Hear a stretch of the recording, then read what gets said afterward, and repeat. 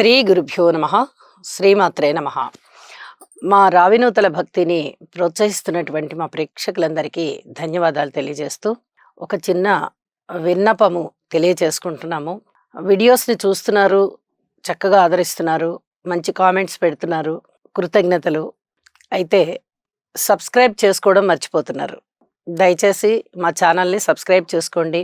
మీరు ఇచ్చేటటువంటి మరింత ప్రోత్సాహము మాకు మరిన్ని వీడియోలు చేయడానికి చాలా చక్కగా సపోర్ట్ అవుతుంది అని చెప్పి తెలియజేస్తున్నాము. 2 ఫిబ్రవరి 2025 నుంచి 8 ఫిబ్రవరి 2025 వరకు గల కాలానికి రాశి ఫలితాలు ఏ విధంగా ఉన్నాయి? ముందుగా గ్రహస్థితులు.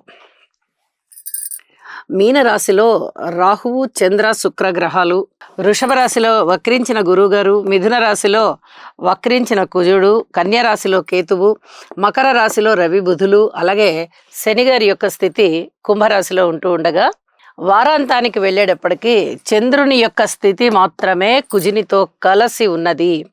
ఇది చెప్పదగినటువంటి మార్పు. ఒక్క గ్రహం మాత్రమే మారి ఉన్నది. ఇది మా ప్రేక్షకులు గమనించగలరు.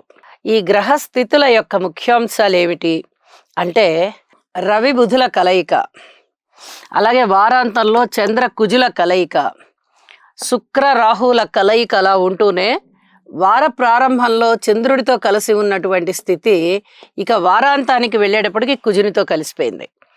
వీటికి ఫలితాలు ఏమిటి అని అంటే ఇక్కడ శుక్ర రాహుల కలయిక వచ్చేసి కొంచెం అన్యోన్యతని దెబ్బతీసేటట్టుగా, ప్రేమ వ్యవహారాలను దెబ్బతీసేటట్టుగా, ఎవరి మధ్యనైనా సరే ఎఫెక్షన్స్ని దెబ్బతీసేటట్టుగా ఉంటుంది. అలాగే చంద్ర రాహువుల కలయిక మానసికమైన ఒత్తిడిని పెంచే విధంగా ఉంటుంది. ఇక చంద్ర శుక్రుల కలయిక కళలలో చక్కని అభిరుచిని ఇచ్చేటట్టుగా ఉంటుంది. శుక్రుడు ఉచ్చలో ఉంటారు కాబట్టి చంద్రునితో కలిసినప్పుడు చాలా అద్భుతమైనటువంటి లలిత కళలని ప్రోత్సహిస్తారు. ఇది చెప్పదగినటువంటి సూచన. ఇక రవి బుధుల కలయిక బుధ ఆదిత్య యోగాన్ని తెలియజేస్తూ ఉంటుంది. ఇది దాదాపుగా అన్ని రాసుల వాళ్ళకి కూడా శుభ ఫలితాలే ఇస్తుంది అని చెప్పి తెలియచెప్పడం జరుగుతోంది.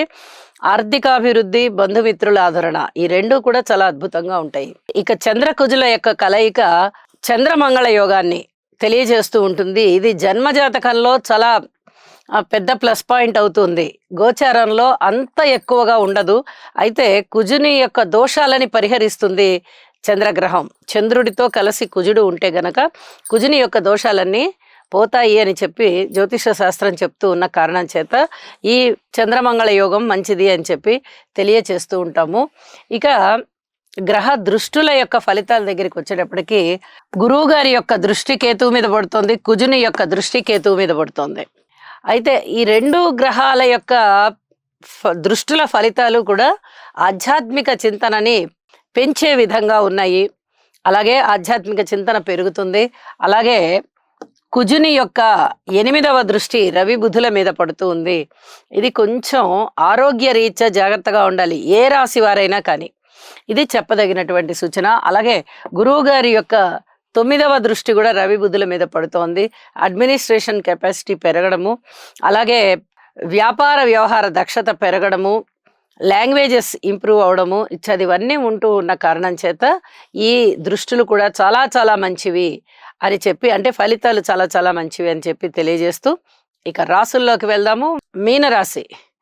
మీనరాశి వారికి 2 ఫిబ్రవరి నుంచి 8 ఫిబ్రవరి వరకు గల కాలానికి రాశి ఫలితాలు ఏ విధంగా ఉన్నాయి అంటే వీరికి ఏ బలాలు లేకపోయినప్పటికీ కూడా ఒక అదృష్టం వెన్నాడుతూ లాభస్థానం బాగుంది, తనూభావం బాగుంది. తనూభావంలో చంద్ర శుక్రుల యొక్క స్థితి బాగుంది. ఏకాదశంలో రవి బుధుల యొక్క స్థితి బాగుంది. ఇది చాలు. ఏది బాగున్నా ఏది బాగుండకపోయినా ధనం అనేది ఆటంకం లేకుండా మన చేతికి వస్తూ ఉంటే ఏ సమస్యనైనా కూడా అధిగమించవచ్చు. అలాగే ధనము కాస్త తక్కువగా ఉంటే మనుషుల యొక్క అండాదండ మనకి సంపూర్ణంగా ఉన్నట్టయితే ధనానికి సంబంధించినటువంటి ఇబ్బందుల్ని కూడా మనం అధిగమించడానికి అవకాశం ఉంది. ఇక్కడ అదృష్టం ఏమిటంటే ఏకాదశ స్థానం చాలా చాలా బాగుంటూ ఉండడంతో ఇక్కడ ఆర్థిక పరమైనటువంటి చిక్కులు లేవు. కుటుంబంలో ఏమన్నా చిన్నపాటి కలహాలు ఉంటే ఉండొచ్చు, వాటిని వీరు నిదానంగా సెటరైట్ చేసుకోగలుగుతారు. అన్నదమ్ముల సహాయ సహకారాలు లేవు, మాతృవర్గ రీత్యా అంతంత మాత్రంగా ఉంది. సంతానరీత్యా కూడా కొంత ఓర్పు కలిగి ఉండవలసినటువంటి కాలమే. వివాహాది శుభకార్యాలు ఇప్పటికిప్పుడే కుదురుతాయి అనేటటువంటి గ్రహస్థితులు ఏమీ కనబడబోవడం లేదు. మరి ఇన్ని రకాలుగా ఉన్నప్పుడు ఉద్యోగరీత్యా కానీ, ప్రయాణాల రీత్యా కానీ ఇలా ఉన్నప్పుడు ఏం చూసుకుని సంతోషం ఉంటుందండి అంటే ఆదాయాన్ని చూసుకుని సంతోషం ఉంటుంది. ఏకాదశంలో బుధాదిత్య యోగం ఉండడమే కాదు, బుధ ఆదిత్యులు ఇద్దరి వల్ల కూడా విపరీతమైనటువంటి లాభాలు వస్తున్నాయి.